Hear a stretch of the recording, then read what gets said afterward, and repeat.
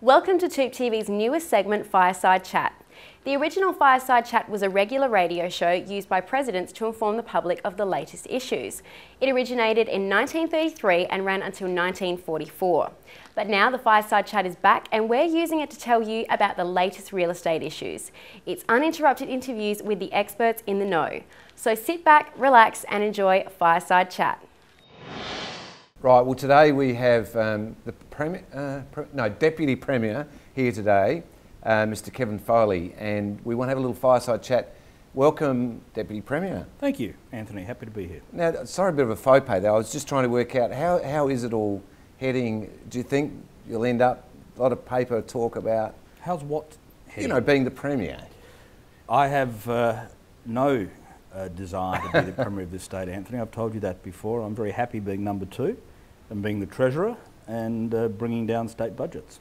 I must say, turning 50 recently, Kevin, you seem to have the fire back in the belly. So, well, I think 50 is the new 35. Exactly right. And you know, I feel as energetic and as invigorated as I ever have before. I mean, state budgets are tough. They're difficult. We have demands and expectations from the community for services that way exceeds our capacity to fund it. So there has to be hard choices, and the last budget I brought down has about 250 hard choices. Just because the budget's obviously something we're needing to discuss, amongst a few other things, but in particular, losing jobs through the public service. It's been a few weeks now.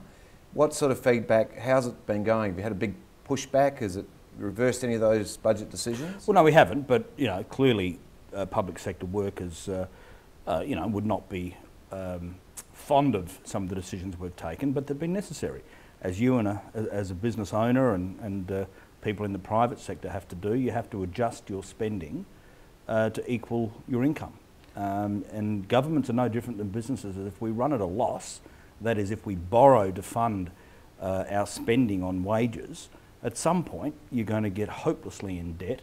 There'll be a disaster. Now, we're avoiding that by getting our budget back into surplus, and we are requiring about you know, 3,900 FTEs to be made redundant. Kevin, the head of Business SA, Peter Vaughan, came out and strongly supported the budget in most of those areas, including those decisions. Mm-hmm. I must say, as a private enterprise person, I thought it sounded very responsible. But I had a Craig James from ComSec on a few weeks ago, or a couple of weeks ago, and he said in regard to the budget that it was quite a bold thing to do to put in at risk a large number of jobs as we're rebuilding. Well, governments very rarely will get smaller. We are adding to our workforce every year. That is because we're spending a lot more on health alone every year. And 70 cents in every dollar you spend in the public sector is on wages.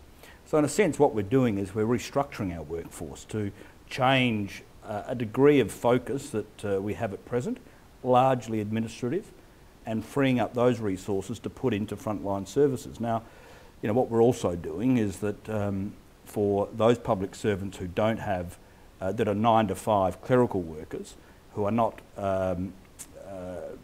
people that are working shift work, like police and ambulance drivers and nurses, they will lose their 17.5% leave loading. We're going to trade that off for 2 extra days leave. We think that's fair.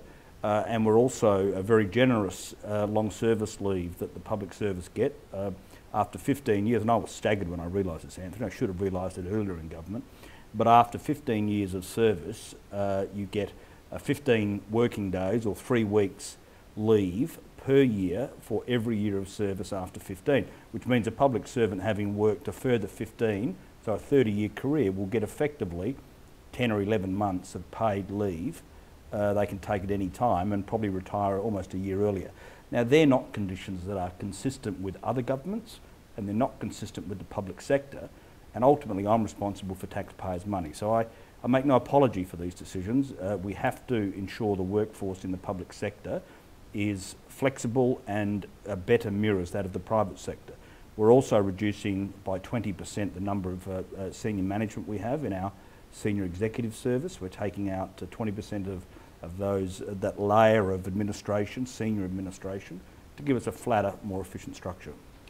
So are the people nervous of their positions? Because when it comes to property, one of the key planks to the stability of property is confidence. And confidence, one of the major factors is employment. Well, as I said, we are the largest employer in town, but these 4,000 positions, or nearly 4,000, will be taken out over the course of the next 3 to 4 years. We'll be creating nearly 2,000 new jobs in the spending that we've announced in our election campaign and in this budget. That is mainly in the frontline areas of health, education, policing, for example, another 300 police. But we have an attrition somewhere between 4,000 or 5,000 people a year. So, there's a lot of opportunity. We're going to bring in workplace counsellors to see if we can match a public service person, a person whose position has become redundant, to see whether we can slot them into another career opportunity within the public sector. Equally, we're offering a very, very generous package, which I would have thought may well find its way back into the property market, depending on what a person does. And ultimately, we've said if we can't exit the people through a voluntary scheme, a very generous scheme, the government will revisit its no forced redundancy policy. The bottom line numbers are an absolute. We have to get there. We're hoping we don't have to use the no forced redundancy policy review, but if we have to, we will.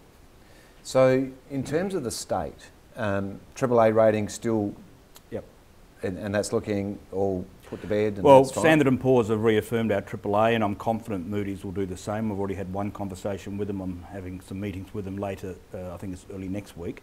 And in terms of the confidence of the state, maintaining, certainly achieving a AAA and then maintaining it through very difficult times, I believe does more for general business confidence than any other measure government could do. I've just come back from the States. I know you go there frequently, Anthony. You've only got to look at California, broke. Cop case over there. Illinois, Indiana, I'm told, are very close to bankruptcy, issuing IOUs. I mean, American states, very few have AAA. A lot of them are basket cases. And that's why in this modern global economy of the world, having a AAA stands us out above most jurisdictions globally. So if you had to pick a number, what would the number be that it saves the taxpayer by having a AAA rating? Just guess a number. Or do you know the number? Well, it's a very... cost of funds? And well, the cost of funds is a marginal improvement. I don't have the exact number, and it's not a huge number. It might be 100 basis points or 0.1%, something like that. But, and I don't have those exact numbers, but the critical thing is that it demonstrates to global capital. These big multinational defence companies, manufacturing, technology companies that are coming into Australia all the time, they know investing here, they're investing in a very solid economy where the government is not going to overly tax them because they've got huge deficits, where their economy is run well, and where the private sector, the government's keeping out of the space of the private sector as much as possible.